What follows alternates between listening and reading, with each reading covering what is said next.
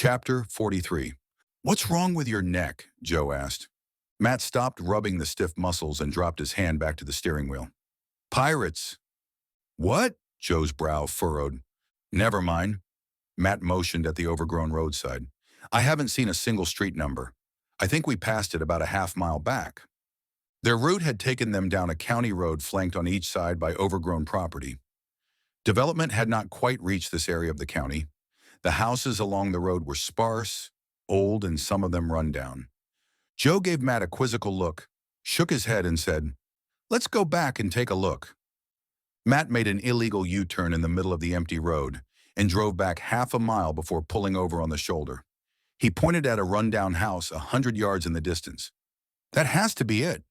The house, if it could still be called that, was a faded two-story wooden structure with a sagging porch and what looked like sheets of plywood covering several windows. Joe pointed to a rusted metal gate. There's a gate.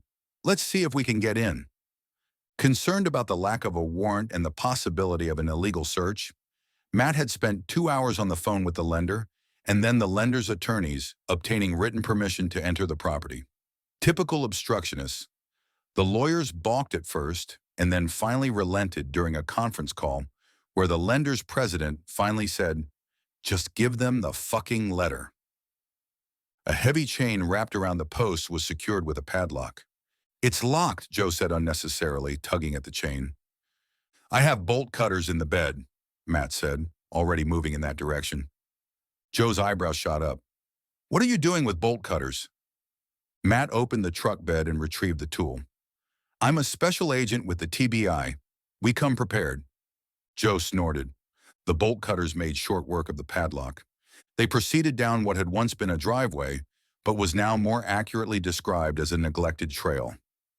"I wouldn't even call this a fixer-upper," Joe said, standing on the edge of the porch and testing a step with his foot. The wood creaked ominously. "Why the hell would somebody buy this?" Matt said. "Maybe she thought property prices were going up." "Let's try the garage," Matt said, indicating a detached structure set back alongside the house. Like the main building, it had seen better days. The garage had a side door that was unlocked. The electricity didn't work, but windows along the west side provided light. Matt also carried a flashlight. Matt pointed the light at a spot on the middle of the garage floor. "This is where it happened. She didn't bother to clean up."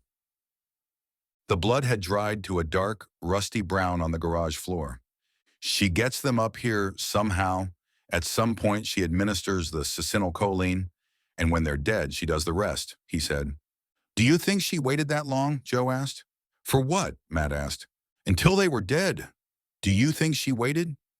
Matt cringed at the thought. Raymond Merrick or Ed Black lying helpless, fully conscious but unable to move or breathe as Kelly began her grisly work. "Over there," Matt said, breaking away from the horrific mental image and pointing his light toward a dark corner. The beam illuminated a pruning saw resting against the wall, its serrated blade still darkened with what could only be dried blood and tissue. "Shit, what a bitch," Joe said. "Let's get the techs up here," Matt said. He didn't want to disturb anything further. "How does someone order drugs the restricted type hospitals use?" Matt asked. Dr. Clifford McMaster, MD, leaned back in his leather chair. The office was what you'd expect from a longtime hospital executive. Diplomas on the wall, a framed photo with the governor, and a muted scent of antiseptic that seemed baked into the carpet. McMaster was the chairman of the board at Vista Ridge General Hospital, one of the few independent facilities still standing in Vista Ridge County. Matt had known him for years, mostly in passing, but he trusted the man's experience. "Speaking generally, you need a license," McMaster said. "Controlled substances aren't just handed out like aspirin. You're talking about authorization, verification, oversight. There's a chain of custody for everything." Matt nodded. "Can someone steal them from a hospital?" McMaster looked skeptical. "Anything is possible. However, the system's designed to flag anomalies. Every vial is tracked. Theft would likely be noticed and reported fast, unless someone with access was involved, but that's a different conversation. If I wanted to get my hands on succinylcholine, how would I do it?" McMaster tapped his pen against the desk. I assume this person you're asking about has no license? That's correct. Then I can think of three ways. First, you steal it. Not easy, but not impossible. Second, you purchase it illegally, probably through someone connected to healthcare or black market distribution. And third, you get someone with the proper credentials to acquire it for you. Someone willing to risk their license or someone who doesn't know what they're really buying. How would I go about purchasing it illegally? You find someone unethical who doesn't mind selling a paralytic agent to someone who shouldn't have it, McMaster said dryly. Not exactly something you browse on Craigslist, but the wrong circles could get it done. That said, he held up a finger. Might I offer a suggestion? I'm open to all suggestions, Matt replied. Start at the other end of the chain. The manufacturers. They track every batch and unit number. This isn't snack food where there are a million units flooding the market. We're talking limited production, tight oversight. Every dose is accounted for from cradle to grave, manufacturer to hospital to patient. Where would you start? McMaster smiled, then stood and smoothed his lab coat. I can help you there. Let's go down to purchasing. My people are very good. They'll get you pointed in the right direction. 2 hours later, Matt left the hospital with a list of pharmaceutical manufacturers and contact numbers. He wasn't sure what he'd find, but it was a place to start. She volunteered at Baylor, Joe said. Matt looked up from the scattered papers before him. Baylor, a large hospital system, had 3 locations in Vista Ridge County. The living room floor of Caitlin Fallon's mansion was covered with case files, crime scene photos, and timelines carefully arranged in a semicircle around them. That's it, Matt said, excitement rising in his voice. Where? The one on Highway 281, Joe said. She volunteered there for about a year after her husband died. Penny was in the kitchen cooking. How did you find out? Matt asked. Joe had undertaken the task of developing background on Kelly Worth, starting with interviewing any friends, acquaintances, former employers, and/or former coworkers. An acquaintance. According to this person, Kelly worked there for a year. What did she do for them? I don't know. I called the hospital, but it was after hours. I spoke to a volunteer answering the phones who told me volunteers are put wherever they are needed. I hate waiting, Matt said. He wanted to rush to the hospital and start asking questions. Waiting meant another sleepless night of tossing and turning. It'll be there tomorrow, Joe said. Except I'll be 1 day older. I'm ready to lock this woman up. The smell of sizzling peppers and onions grew stronger as Penny stirred the mixture in the kitchen. We know where she did it, and with any luck at all, we'll know how she obtained the drugs to do it. Joe shuffled through some papers, organizing them into neater piles.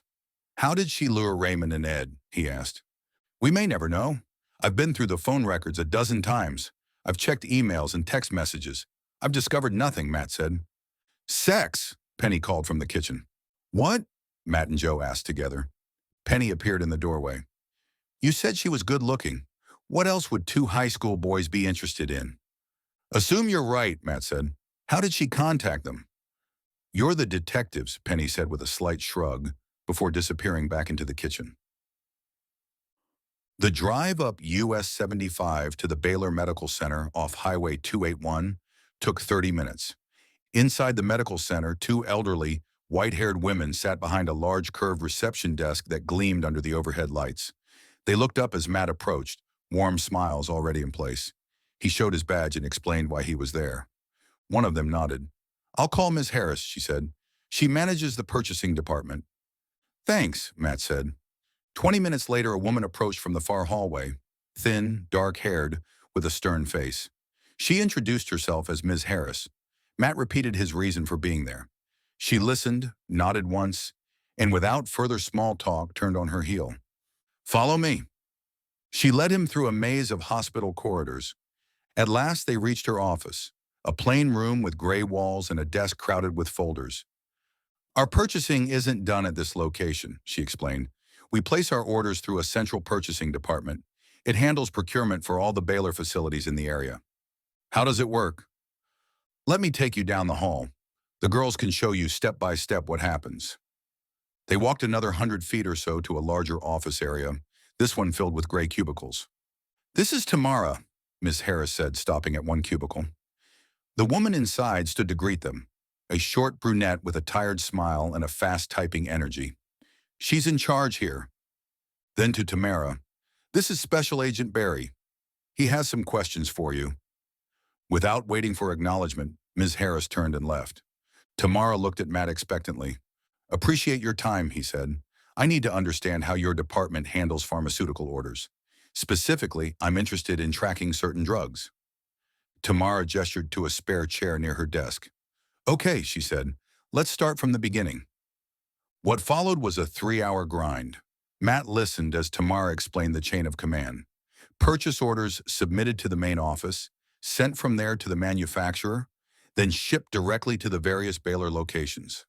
Eventually, he leaned back in his chair and asked, "Can you trace the shipments from here?" "Sure," Tamara said.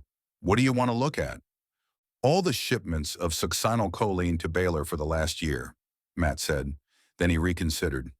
"Actually, make it 2 years." Tamara went to work.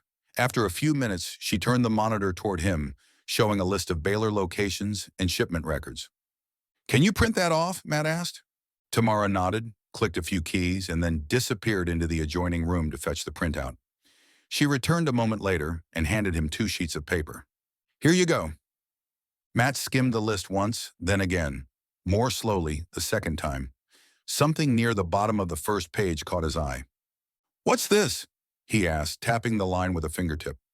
Tamara leaned in, took the paper from him, and squinted at the entry. Her brow furrowed. "That's odd," she said. She turned in her chair. "Chrissy, can you come over here?" A moment later, another woman joined them. Blonde, older. Tamara handed her the sheet. "Do you recognize this location?" Chrissy studied the line. "That's odd," she echoed. "I'm not familiar with this one." Matt took the page back and examined it again. The rest of these are all physical addresses, actual delivery locations. This one's a P.O. box. Why would anyone ship this kind of order to a P.O. box? Neither woman had an answer. They glanced at each other, but said nothing. "Is there an order form somewhere?" Matt asked. Tamara turned back to her keyboard, searching. A few keystrokes later, an order form popped onto the screen. Matt pointed to the bottom of the form. "Whose signature is that?" Chrissy stepped closer. Her face tightened as she leaned in. "It's mine," she said. "But I never signed that. That's not how I sign my name." Matt's voice stayed calm, but he could feel the rush of adrenaline rising under the surface. "I need a copy of that," he said. Matt entered the U.S. Post Office with his eyes sweeping the interior for surveillance cameras. He spotted them quickly. 2 black domes mounted high in opposite corners, angled to cover most of the lobby. One covered the entrance, the other the service counters and P.O. box corridor. He asked for the postmaster and was directed to a dingy corner office behind a glass window. The man inside, gray-haired, heavy-set, and wearing a faded USPS windbreaker, stood up when Matt flashed his badge and explained the reason for the visit. The postmaster's entire posture shifted. What had been a day of routine box sorting and customer complaints had suddenly turned into something different. He looked eager. "Let's take a look at the P.O. box application. Everyone fills out an application," he said, already moving toward a back cabinet. Matt bit back the urge to rush him. What he wanted, what he needed, was the video. But the paperwork would be necessary too. No point skipping steps. The postmaster returned, holding a worn manila folder. "We still keep hard copies," he said almost proudly, as he handed it over. Matt stood beside the desk and flipped open the folder. Inside was a single sheet, the P.O. Box application form.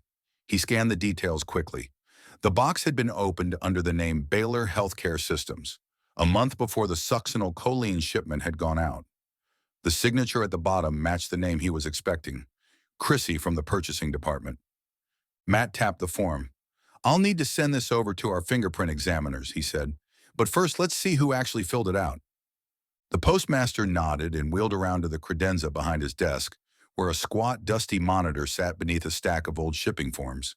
He cleared space, dragged over a spare chair for Matt, and keyed in a few commands. The screen flickered, then began scrolling through the footage. It took them 10 minutes to find the right video. Together, they watched a woman in scrubs approach the service counter, A baseball cap sat low over her eyes, obscuring most of her face. She filled out the form with exaggerated care, keeping her head down. From the overhead angle, her neck-length brunette hair looked similar to Chrissy's, but Matt immediately clocked the difference. This woman was taller, narrower in the shoulders. Even with the minimal footage, it was clear. This wasn't Chrissy. Matt allowed himself a slow smile and gave the postmaster a pat on the back. "You've gotten me halfway there," he said. "Let's keep going. I need one more video." The postmaster grinned like he'd just hit a slot machine jackpot and tapped at the controls again. Video files blinked by as he searched. "What did she use for identification?" Matt asked, still watching the earlier footage. "How did she open a box under the hospital's name?" The postmaster stopped clicking. A crease formed on his brow. "That's a screw-up on our part," he admitted. "There should be a copy of her ID in the file. Someone didn't do their job." Matt didn't respond. He didn't need to. The man already looked embarrassed. It took longer to find the second video. The footage was lower quality, pulled from a camera mounted above the P.O. box corridor, focused down the narrow hallway. There she was. The woman entered from the far end, shoulders hunched, posture guarded. She kept her back to the camera as she approached the box, shielding her face. A few seconds later, she opened it, pulled out a small package, and shuffled sideways back toward the door with her head down. The entire time, she avoided turning even slightly toward the lens. "Pause it," Matt said. The postmaster hit the button. "Did you notice anything?" Matt asked, eyes still locked on the screen. The postmaster squinted. "No." "The hair," Matt said. "She forgot the wig." They both stared at the frame. "You're right," the postmaster said. "Same person, different hair." "There's one more thing," Matt said, pointing to the edge of the frame where a small slice of the parking lot was visible. A white sedan was captured in the very corner. "That's a white Toyota Camry. We won't be able to see her get in, but we'll know if she drives it." The postmaster hit play. The feed jumped forward, frames stuttering as the seconds ticked by. Then the car shifted in the shot, brake lights flaring, and began backing out. "Damn, you're right," he said, as the white Toyota Camry backed out of a parking spot and drove off the screen.